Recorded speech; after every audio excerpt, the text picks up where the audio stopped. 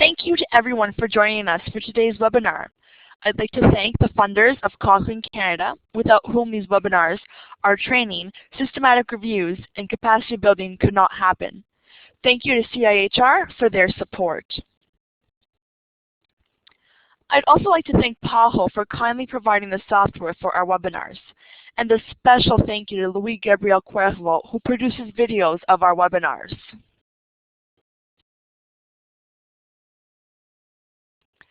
Without further ado, I'd like to introduce today's webinar on Cochrane 101, an introduction to the Cochrane collaboration. Today, we'll be hearing from the wonderful Teresa Marin. Teresa Marin is the managing editor of the Cochrane Back Review Group, which is housed at the Institute for Work and Health in Toronto. In this position, she manages the production and publication of reviews on interventions for low back and neck pain. This involves training review authors to write systematic reviews in accordance with the methodological standards set out by the Cochrane collaboration. She is currently working on 2 updates of Cochrane reviews on multidisciplinary biopsychosocial interventions for back and neck pain. Teresa also holds a PhD in health psychology from the University of British Columbia. Teresa, please go ahead. Okay.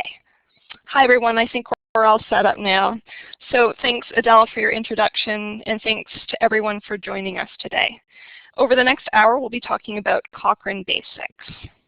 So who is Cochrane? What is the collaboration? And what are systematic reviews? Today you'll learn about an international network that helps healthcare providers, policymakers, patients, their advocates, and caregivers make well-informed decisions about health and healthcare. You'll hear how nearly 30,000 contributors work together to prepare, update, and disseminate Cochrane reviews. You'll also learn about ways that you can join us in this endeavor. Okay, so to begin with, Archie Cochrane himself. So this is a picture of Archie Cochrane. He's an epidemiologist from the United Kingdom, and he is best known for his influential book, Effectiveness and Efficiency, Random Reflections on Health Services, which was published in 1972. In 1979, Archie suggested that it would be a great benefit to the medical profession if all the results of all the randomized trials were collected together and summarized so they could be better used to inform decision making. This was such a good idea that when the Cochrane collaboration was formed in 1993, it was named in his honor. In 1987, the year before he died, Archie referred to a systematic review of randomized controlled trials of care during pregnancy and childbirth as a real milestone in the history of randomized trials and in the evaluation of care. And he suggested that other specialties should do the same. So it was with his encouragement and the endorsement of his views by others that the first Cochrane Center opened in Oxford, United Kingdom in 1992. And eventually, the Cochrane collaboration was founded a year later. So what you're looking at right now is the international symbol of the collaboration, and most of you are probably already familiar with this. However, you might not know the full meaning behind it. The Cochrane collaboration logo illustrates both our global objectives and our key scientific processes. The circle formed by the C of Cochrane and the mirror image C of collaboration reflects the international collaboration that makes our work relevant globally. The inner part of the logo illustrates the meta-analysis from a systematic review of data from 7 randomized controlled trials of a short, inexpensive course of a corticosteroid compared to placebo. This corticosteroid was given to women about to give birth too early. The first trial was reported in 1972, and another 7 were reported by 1981. The diagram summarizes the evidence that would have been revealed had the available randomized controlled trials been reviewed systematically. So let's take a closer look at this. So each of the horizontal lines represents the findings from a single study, and the diamond below represents their combined results. Lines to the left of the vertical line represent a benefit of the treatment, whereas lines to the right represent that the treatment did more harm than good. The results of the meta-analysis, so you can see this by looking at the diamond, the results of the combined effects show that corticosteroids reduced the risk of death by 30 to 50%. That's a really big effect. However, no systematic review was published until 1989, and it is estimated that tens of thousands of premature babies suffered, received more expensive treatment, or died as a result of pediatricians not knowing sooner that this treatment was so effective. So this is just one of the many examples of the human costs resulting from failure to perform systematic, up-to-date reviews of studies of healthcare. So these last two slides give you a broad overview of our history, and if you're interested in learning more about the history of the collaboration, I highly recommend that you watch the recording of the first annual Cochrane lecture presented by Sir Ian Chalmers, who was one of the founders of the collaboration. And this video was recorded during the Cochrane Colloquium in Quebec City last fall. And we're going to provide you with a link to this lecture, as well as a link to a number of interviews that were recorded as part of the 20th anniversary celebrations. And last year was the 20th anniversary of the Cochrane collaboration. Okay, so to get a sense of the size and scope of Cochrane, consider that there are over 28,000 in over 100 countries who are contributing to this endeavor. And it's been compared to the magnitude of the Human Genome Project. But what does the Cochrane collaboration actually do? So the Cochrane collaboration is an international, non-for-profit organization. Our aim is to help people make well-informed decisions about health. We do that by writing and disseminating systematic reviews so that all the relevant evidence is available when people come to make decisions. This could be a person making a decision about her own health or her family's, a health professional making a decision about providing care, or a policymaker making decisions about health systems or community-level programs. Within the Cochrane collaboration, we try to work according to some important principles. First, we try to be collaborative, encouraging participation, and building on the enthusiasm of individuals. Second, we try to be efficient.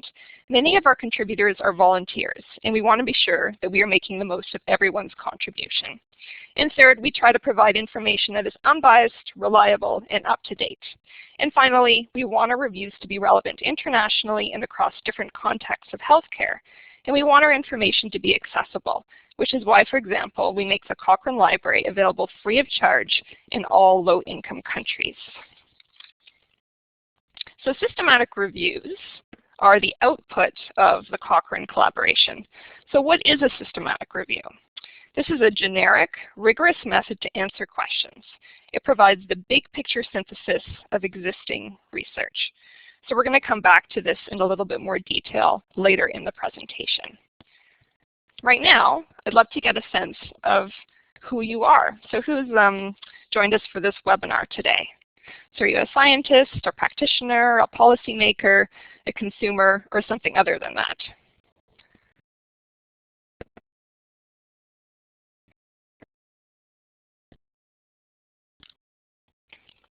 Okay, so I see some responses coming in.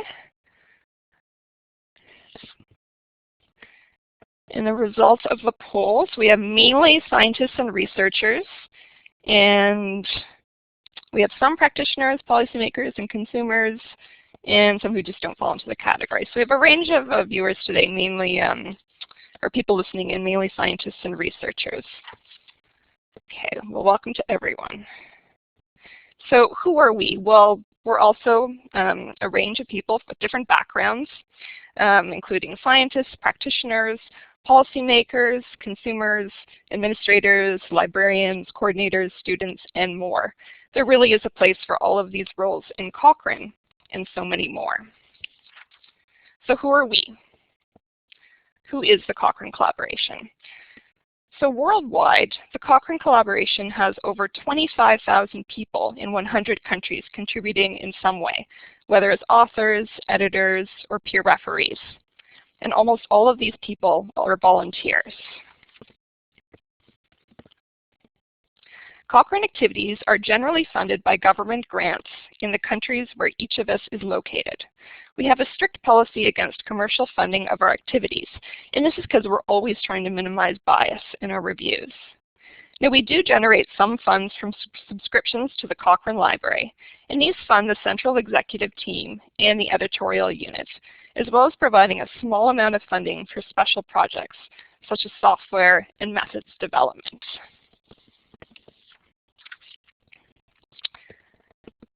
Okay, so here is a diagram to show you how the Cochrane collaboration is organized.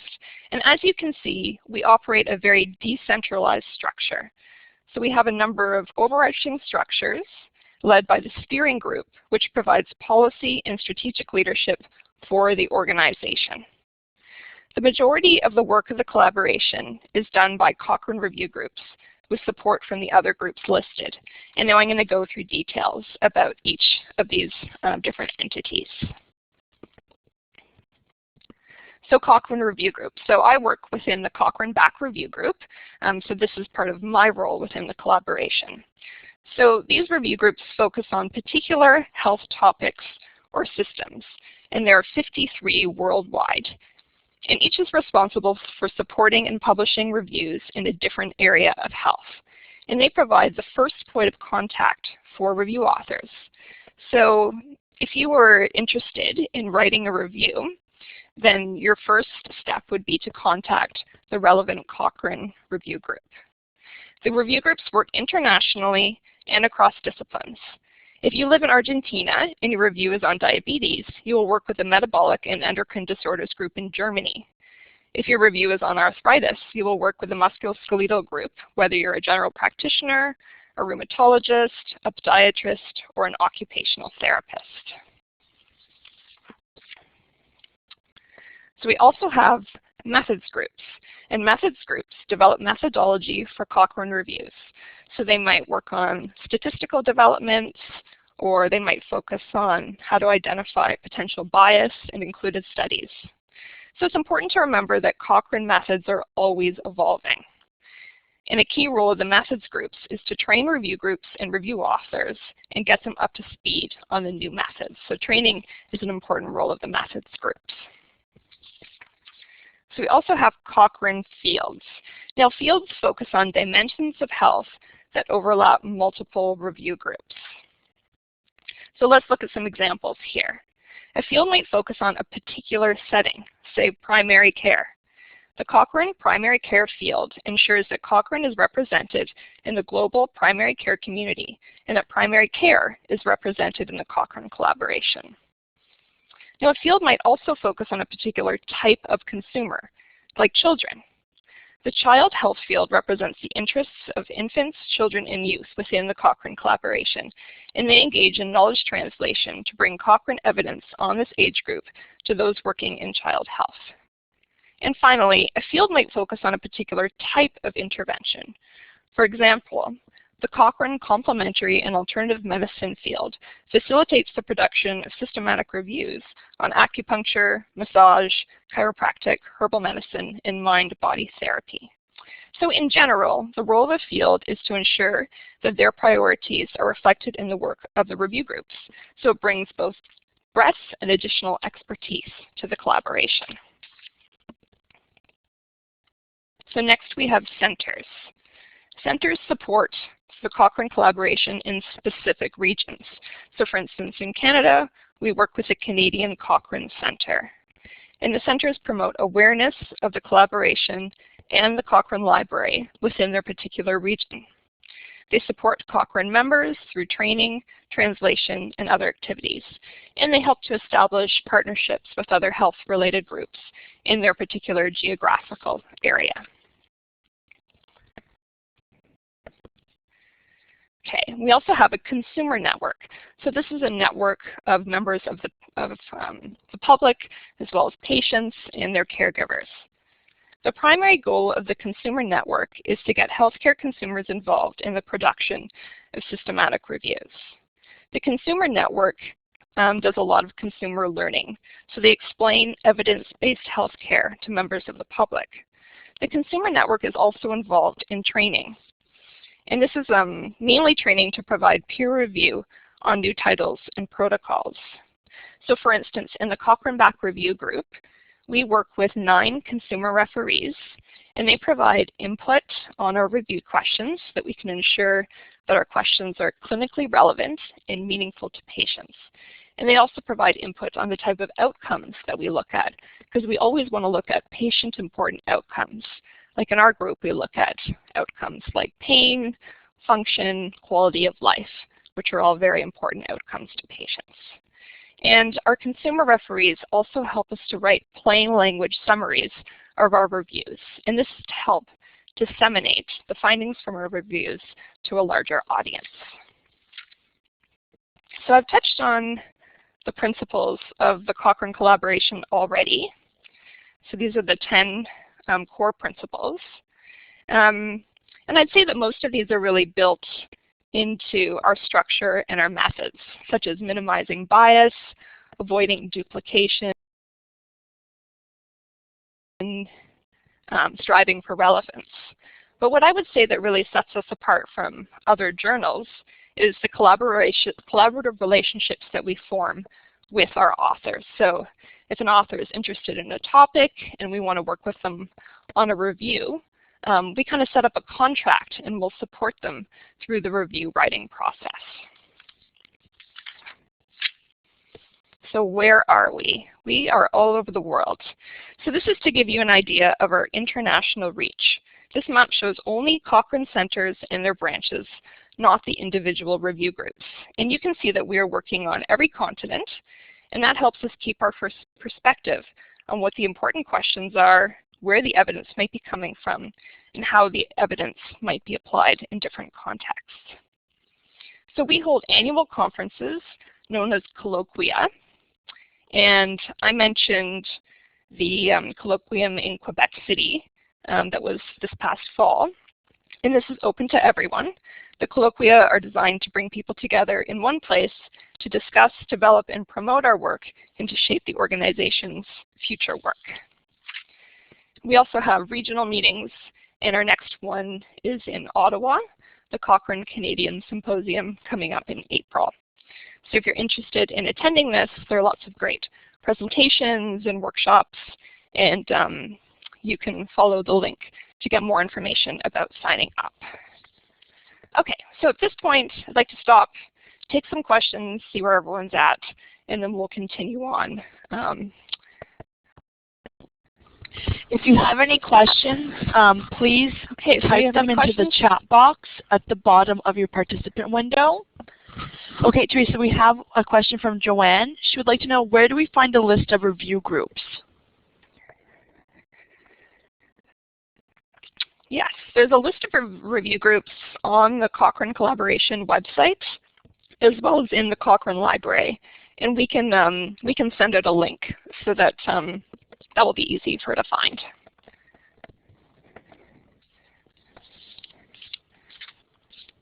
Okay, and that's all for the questions for now, and we'll take extra questions at the end of the, oh, we have one more. We'll just take it now. Teresa, can you join a review group that is in a different country from the one you live in? Oh, certainly. So the review groups are spread out all over the world, but if you're depending on the topic you're interested in, you'll work with that review group independent of where you are. So we have a lot of international collaborations. In our group, we have a lot of students and colleagues in the Netherlands that we work with. We have a lot of groups in China. So yeah, we really are an international collaboration, and we depend on email and our Archie database in the Cochrane Library in order to communicate back and forth. Perfect. And Young wants to know how you can get access to Cochrane training. Okay, well there's a Cochrane training website, and we can send you a link to that where you can find online webinars. And there's within Cochrane Canada, we offer 3-day standard author training, and that's for people who want to begin as authors with the collaboration. So there are actually a lot of resources. And we'll certainly send out the links to the different training options. Absolutely. And you can also send me an email directly. I am the Assistant Education Coordinator, and I can liaise with you on the upcoming training events that we have going on. My email will be at the end of the slides, so please feel free to contact me. Teresa will continue on with the presentation, and we will take the rest of your questions at the end. Thank you, everyone. Okay, thanks, Adele. Okay, so next I want to talk a little bit about the Cochrane Library. And I'm wondering, how many of you have used the Cochrane Library before? So A, you've used it and use it often. B, you use it sometimes. C, you've heard of it but never used it. Or D, you've never even heard of it at all. So we see some answers coming in. Oh, okay, so it looks like the majority of people have definitely heard of the Cochrane Library and either use it quite often or from time to time. Okay, so for those of you who have never used it, the Cochrane Library is where we publish our Cochrane reviews. And right now there are more than 50,000 Cochrane reviews online. And you can also access other types of systematic reviews through the Cochrane Library, as well as clinical trials. Okay, so here's a screenshot of the Cochrane Library interface. And if you haven't been to the library in a while, I recommend you go check it out because they've made some great improvements over the last several months. And they have some really great tools and products that help people to access Cochrane evidence. For instance, there's now an iPad edition. You can download a free app through iTunes and access a monthly selection of specially curated Cochrane reviews. There are also podcasts that are recorded. There are more than 250 podcasts available for download. So if you want to learn about Cochrane evidence while you're exercising or driving, this is available to you as well. We also have new search tools. So for instance, a new interface with auto-suggest features. And this was just launched on September 15th, so last fall. And so it makes it much easier to find what you're looking for in the library. And there are also some great tutorials and webinars specifically through the Cochrane Library. And I've provided a link to more information about these webinars at the end of the slide. So if you want to pursue this further, that would be a good route to go. And finally, if any of you ever have to organize a journal club, well, Cochrane has made this very easy. So if you, for the reviews that have a journal club, you can access the original review for free, download and listen to the podcast, access a set of PowerPoint slides. You can even interact with the authors, ask them questions, and get feedback. And we'll also provide you with discussion points. So this could make your life really easy the next time you have to organize something like this. So yeah, check out the library. There's lots of great stuff there.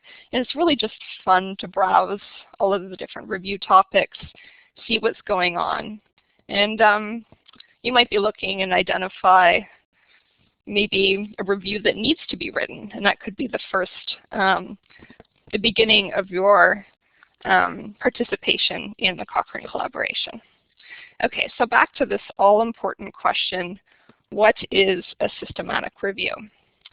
So a systematic review follows very rigorous, standardized methods in order to answer a very specific question. And the end result is a big picture synthesis of the existing research on a particular topic. So let's do some brainstorming. So why systematic reviews? Why put all these resources? It takes sometimes 1 or 2 years to write a systematic review. So why are they important? What are their aims? What purposes can they serve? And how would a review help you? So you can answer this question by writing in the chat window.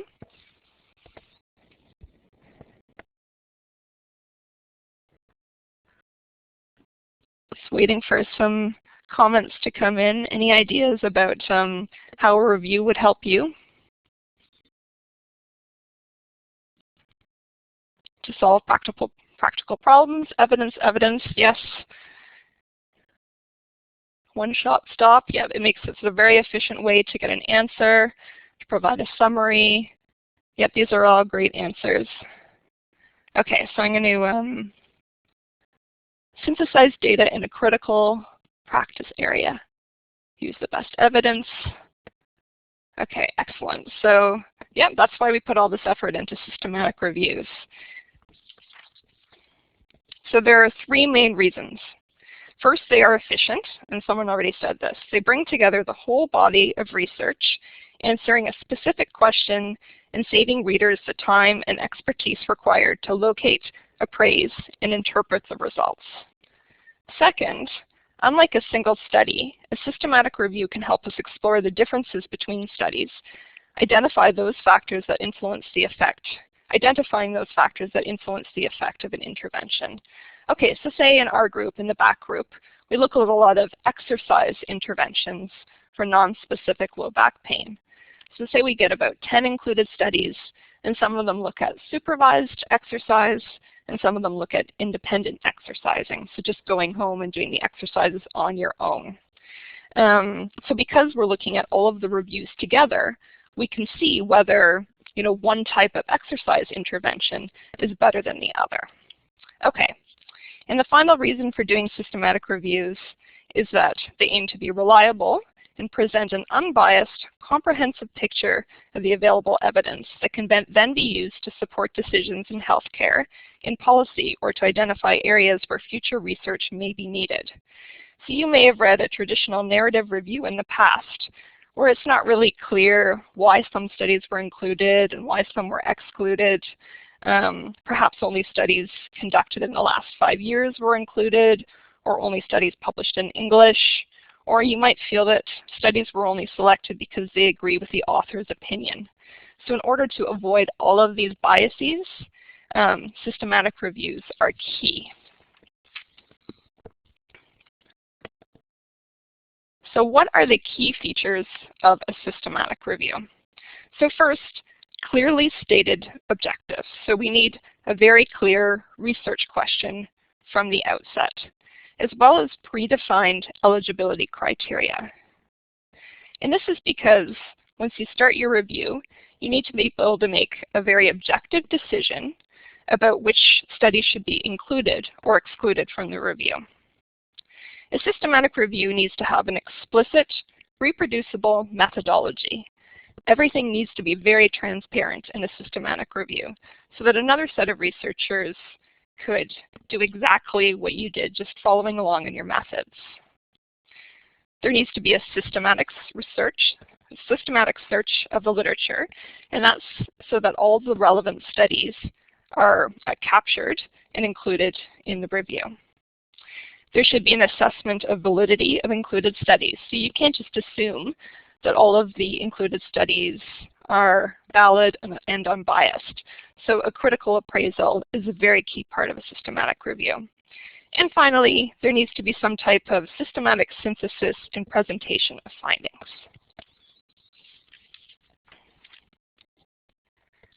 So how do we conduct systematic reviews? Well, we do this following rigorous methods outlined in the Cochrane Handbook. So the handbook is an essential guide for review authors, outlining in detail all of the methods for writing a Cochrane intervention review.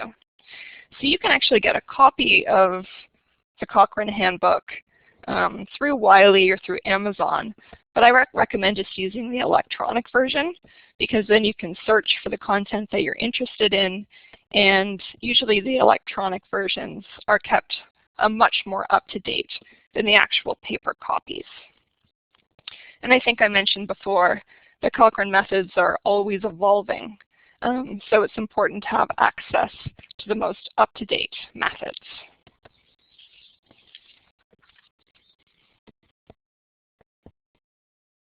So how do we conduct a Cochrane review? Well, we do this with the support of translators, peer reviewers, content experts, methodologists, consumers, review advisory boards, students, and so much more. So there really is a role for everyone in the collaboration. In the review that I'm working on right now, we found a number of abstracts in non-English, and so we relied on a number of people at our institute to help with translation, and that's really vital in order to get a full picture of the literature. And we work with an advisory board, and they provide expert feedback on new title proposals and protocols that come in. So we're constantly interacting with experts in the field to answer questions about what our important directions are, what the latest methods are to answer our questions. So it truly is a collaborative effort. Now, we already touched on this, but there are a lot of training and education events available. And you're going to receive this set of slides, so you can go directly to this page. So there's some upcoming webinars through Cochrane Canada. And I already touched on the 3-day standard author training, which is a great way to get the information you need to start out as a Cochrane review author. So in that training, they take you through how to develop a research question, the main aspects of Cochrane methodology, how to assess risk of bias in included studies, and how to summarize your findings. And they also give you some experience using Cochrane tools such as Review Manager, which is the program that we use to actually write the reviews in. And there is quite a bit of learning at the beginning stages of becoming an author, so I highly recommend this course. And then we also have our annual meetings, which is a fantastic time for people from all over the world to come together, talk about systematic reviews, and the latest methodological developments. So some key resources for you will be the Cochrane Library, the Cochrane Handbook, and websites of the Cochrane Collaboration and the Canadian Cochrane Centre. And throughout my presentation, I mentioned some links, some of which are here. As I said before, I really recommend these anniversary videos that were created for the 20th anniversary of the collaboration, as well as this lecture by Ian Chalmers. Some really great bits of information about how the collaboration came to be, as well as the training tutorials through the Cochrane Library. We actually have a lot of time for questions, which is great. I've been working with the collaboration for a few years now, and happy to we take have a any question that we questions didn't get anyone to has, before. Someone wanted to know, this can organization. PhD students or early stage researchers be considered as lead authors in authorship teams? Yeah, this is a good question. So yes, they can be. Sometimes this will depend on the particular Cochrane review group that you're working with, because each group has different kind of guidelines or requirements in terms of review teams. In the back group, the group I work with, we welcome PhD students to take the lead on reviews. And it can actually be a really efficient way to produce a review, especially if they're working with a mentor who has experience writing systematic reviews or Cochrane reviews more specifically. In our group, we will not allow a master's student to take the lead on a review, just because the review can take quite a long time to write. So if the master's program is only a couple years, then it can be difficult to have that continuity that we need to work with an author to complete the review, and then a couple years later to hopefully the next update question that we have, we'd like to know, where can we access consumer materials from the Consumer Network? So I believe there is a Consumer Network website, and I believe that in terms of consumer materials, are we talking about the training materials to become a consumer referee? There should be, That wasn't specified. However, if you send me an email, I can put you in contact with Eileen Villas, who works with our knowledge translation and does a lot of work with consumers. So she would be one of our better resources to talk about that. But we will send that information out as well if you like. Okay, thanks, Adele. All right, and our next question. Does Cochrane do meta-analysis as well as systematic reviews? Okay, so that's a good question. So a meta-analysis is the way of statistically combining results across studies. So meta-analysis is a technique used within systematic reviews. So not all systematic reviews will use meta-analysis. So sometimes you're writing a Cochrane systematic review and maybe you found 3 studies on your topic, but they're just too different. Maybe the interventions were different or the populations were different. And we call that clinical heterogeneity. So you're not able to combine the results statistically. So in this case, you would do a narrative synthesis. So you would not synthesize the results statistically. In other cases, and in most of the cases, we'll have larger reviews with many included studies, and it's usually possible to do some type of statistical synthesis or meta-analysis. Excellent. And now we have another question. Do you have any materials or webinars that cover the statistical approaches for systematic reviews or meta-analyses? Ooh, I believe that we've had some Cochrane Canada webinars on this topic in the past, so perhaps we could provide a link to the webinars in the archives. Do you know of any upcoming training on statistics, Adele? We actually did have some in January that happened. We are still trying to book some more for the rest of the year. We do have most of our webinars. They're all posted online, and we do have the presentations that we can share as well if you'd like them as a reference. So please contact me, and I will share all of that with you happily. Okay, all right. That's great, Adele. And I should mention that as a part of the standard author training, there would be some information provided on how to conduct a meta-analysis. Excellent. And now the next 2 questions are fairly similar. It's in terms of training. We would like to know if there are any methodological training for statisticians affiliated with Cochrane reviews, and if there's literature search techniques available. Okay, so in terms of the literature search techniques, each Cochrane review group works with a librarian. We call them trials search coordinators, and they're responsible for creating search strategies, sensitive search strategies, and so they support our author teams in conducting their literature searches. So if you're interested in a particular area, you could contact the trials search coordinator with who specializes in that particular topic, and he or she could provide you with help in your literature search. In terms of training on how to develop searches, I'm not sure about the answer to that, but I do know that all of the trials search coordinators are very helpful in providing whatever support they can to anyone who's doing a systematic review, whether it's within Cochrane or outside of Cochrane.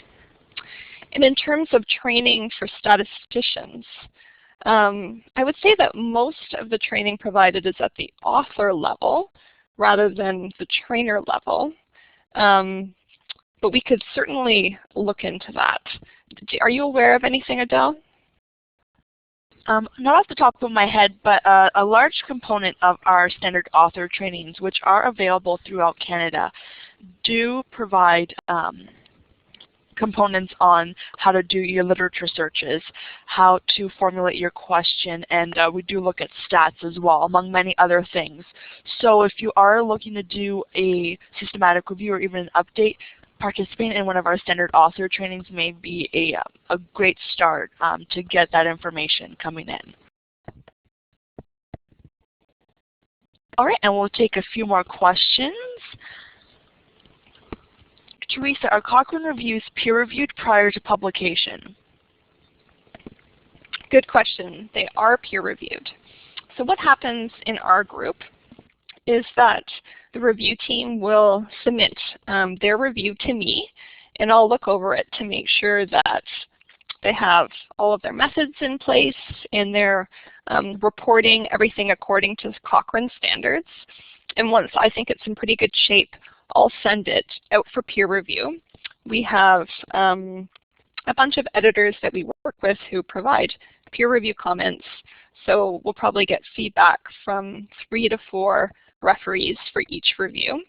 And then just like any other journal, the review authors will get the chance to see the feedback, address the comments, and we'll work with them prior to publication to make sure that everything's been addressed.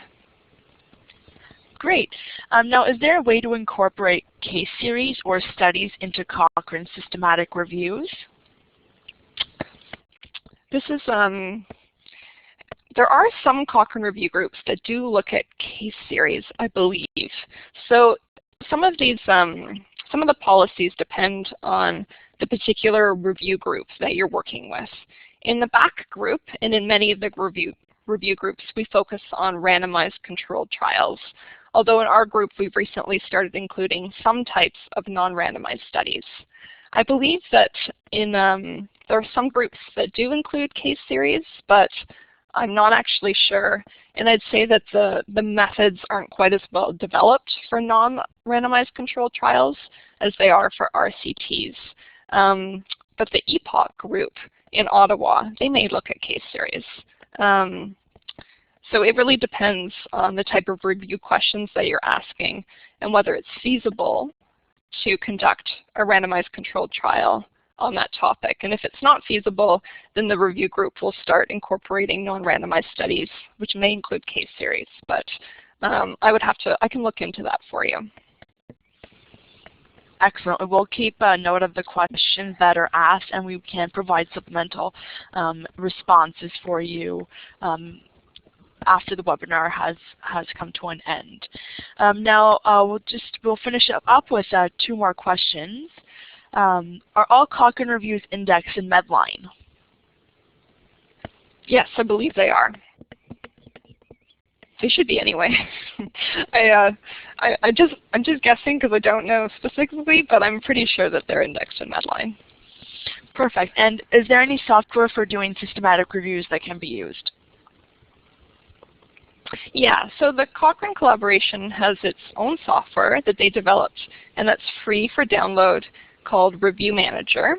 And it's kind of like working in a Word document, but there are a lot of extra functions. So you can actually conduct your statistical analyses within Review Manager.